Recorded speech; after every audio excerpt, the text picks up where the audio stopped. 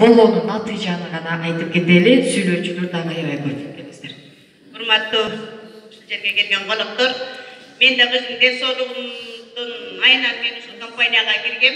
Себебин кыскача айтып өтөйүн.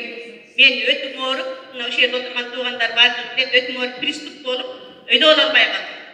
Анан кийин Караганга УЗИге барсам, немеде УЗИде 5 таш бар экен, срочный операция кылдырың деди. Анан дегенде операция кылдырайын десем, той белгилеп койгон. Кызымы бере турган элем. Анан кийин эч илажы жок болду. Келгенден бирөө айтты, Аселден иче бер, Асел жакшы болот деди. Кадимкеле анда бул компанияга кире элекмин. Анан кадимкеле Аселди 3 маал, 5 маал жалаң Асел иче бердим.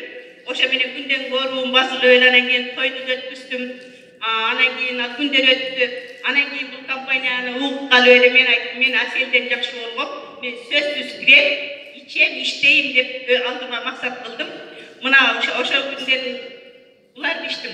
Өтмө мен муну жөгөн исирөктү иштим буга киргенден кийин.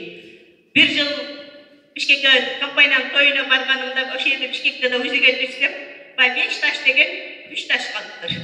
Жерде 3 таш деп айтты. Мына ошонун бери дагы 1 жыл тойдон кийин барып көрүнөт окшойт. Жакшы, мен муну почечный сиропту, жөгөн сиропту аябай жакшы бааладым. Мына мен өтүп ошондон жакшы болуп операция болгонум жок. Мына 2 жыл болуп атыр, Асел менен жакшы болуп атканыма. Анан дагы суурдун майы дагы аябай. Эми талада эмне көп суурду азыр Кыргызстан бардыгы билет. Суурду таладан кармап алып эле майын алып иштетишет.